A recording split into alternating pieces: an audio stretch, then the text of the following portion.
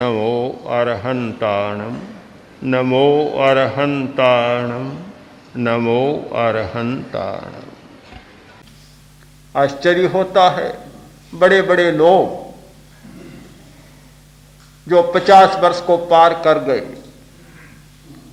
बहुत सारे सीए हैं, जज हैं, वकील हैं, इंजीनियर हैं, उन लोगों को ये बचपन का पाठ पढ़ना पड़ता है कि दीर्घ श्वास ले। बड़ी अजीब कहानी है हमारे समाज की और बड़ी अजीब कहानी है हमारे विज्ञान की और विद्यालयों की कि जो पाठ पहली कक्षा में पढ़ना चाहिए वह पाठ जीवन भर नहीं पढ़ा जाता और पहला पाठ नहीं पढ़ा जाता, इसीलिए बाद में पढ़े जाने वाले सारे पाठ आदमी को सताते चले जाते।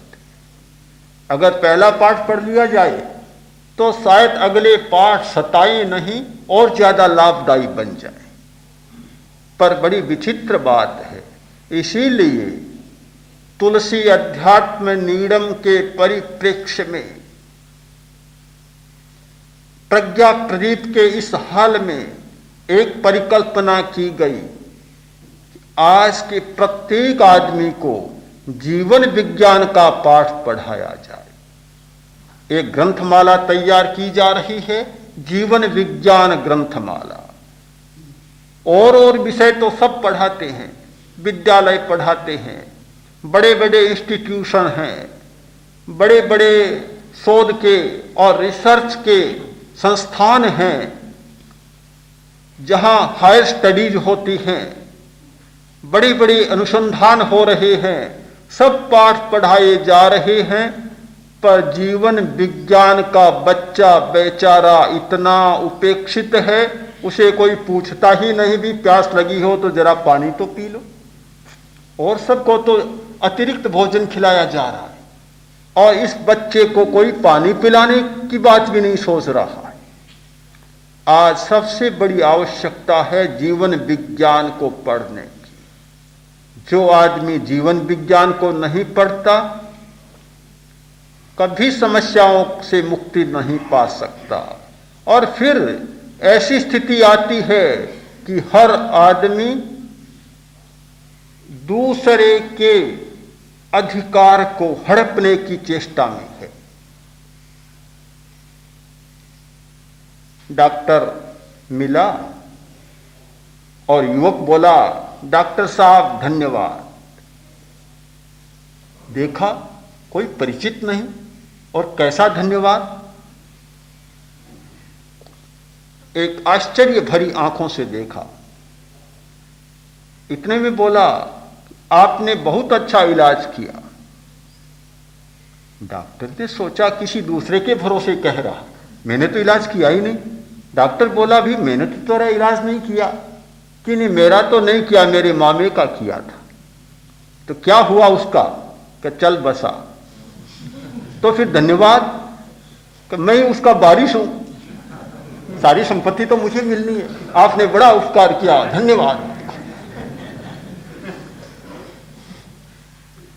हर आदमी दूसरे के अधिकार को, दूसरे की संपत्ति को हड़पने की चेष्टा में लगा, इसलिए लगा कि उसने जीवन विज्ञान का पाठ पढ़ा नहीं।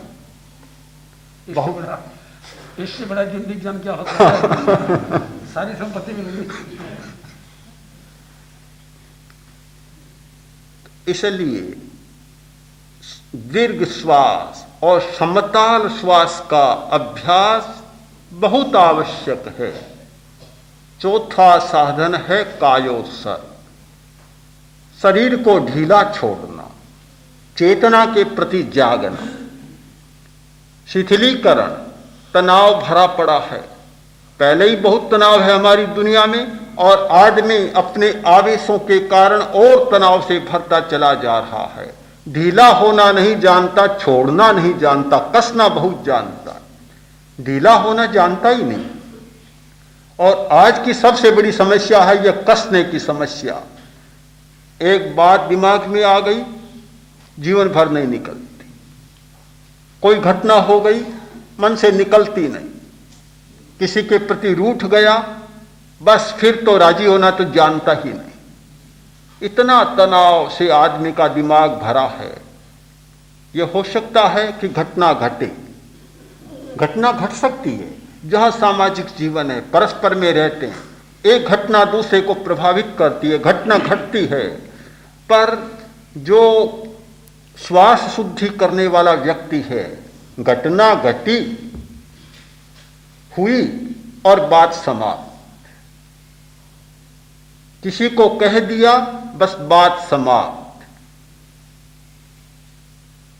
फिर पानी की लकीर हो सकती है या बालू की लकीर हो सकती है।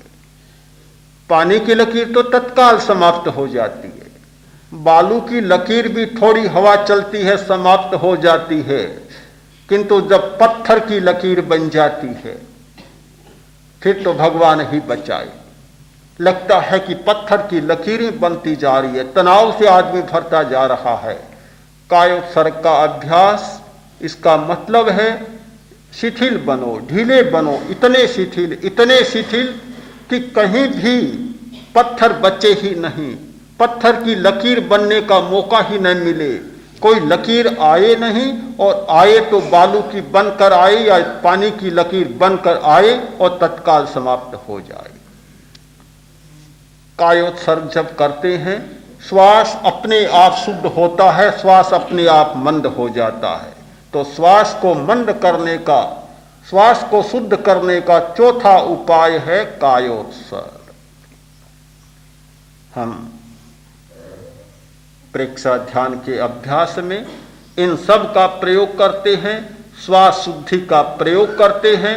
जैसे जैसे हमारी श्वास की शुद्धि होती चली जाएगी, श्वास पवित्र निर्मल होता चला जाएगा, हमारा आत्मदर्शन का स्फटिक पारदर्शी होता चला जाएगा।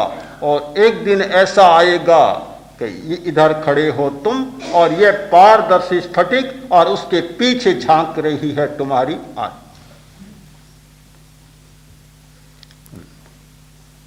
प्रश्नों के लिए अवकाश है, इनके प्रश्न पूछ सकते। हाँ, पहले जो कल के शेष हैं। मेरा समाधान, आपने अभी फरमाया कि इंद्रिय शुद्धि और भी कई बड़ी इतनी लंबी चौड़ी गणित फैला दी, इतनी बड़ी लंबी चौड़ी गणित किए बिना तो हम परम प्राप्ति नहीं हो सकती। तो क्या ऐसा भी कोई उपाय है कि इतनी बड़ी गणित मैथ करके और दूसरा कोई रास्ता खुल जाए? जैसे एक इंजीनियरिंग लड़का पढ़ता है, गणित पढ़ता है, मैथमेटिक्स पढ़ता है और बीए ग्रेजुएट हो जाता है, बीएससी हो जाता है, और इधर आर्ट्स पढ़ने वाला भी बीए हो जाता है, ग्रेजुएशन दोनों को मिल जाता है, रास्ता दोनों के पास में सर्टिफिकेट होता है। तो ऐसा भी कोई और रास्ता है जो इतने बड़े जाल में फैला करके और कोई सस्ता और जल्दी? ठीक है, प्रश्न है कि इंद्रिय शुद्धि, आहार शुद्धि, श्वास शुद्धि एक जाल सा बिछा दिया, क्या कोई ऐसा ही रास्ता है? जैसे कोई पढ़ता है, इंजीनियरिंग पढ़ता है तो इंजीनियर हो जाता है, गणित पढ़ता है, मैथमेटिक्स में पढ़ता है तो गणितज्ञ हो जाता है, वैसे ही कोई रास्ता है जिससे कि सीधा काम बन जाए? हर माता पिता चाहेंगे ऐसा कोई स्कूल में रास्ता मिले कि पहले दिन प्रवेश और इंजीनियर होकर निकल जाए। जाल खिंचाने की जरूरत क्या है? इतने वर्ष पहले तो मैट्रिकुलेट बनो और फिर उसके बाद आगे बढ़ो, 5 वर्ष का इंजीनियरिंग का कोर्स करो। हर के लिए 10, 12, 15 वर्ष का कोर्स क्यों? बस जिस दिन भर्ती हुआ और अध्यापक महोदय कोई ऐसी घूंट पिलाए कि शाम कोई बच्चा पास होकर सब कुछ निकल जाए। आज शाम को फसल काटो। हाँ, सुबह बीज बोए, इतना लंबा 4 महीना 6 महीना तक रुखाली करो, पशुओं से बचाओ, इतना जाल क्यों बिछाए? सुबह बीज बोया और शाम को फसल काट कर घर पर आ जाए। आज तक दुनिया में ऐसा हुआ नहीं। हर बात का एक क्रम होता है, वह क्रम है जाल नहीं, क्रम को पार करना ही पड़ेगा।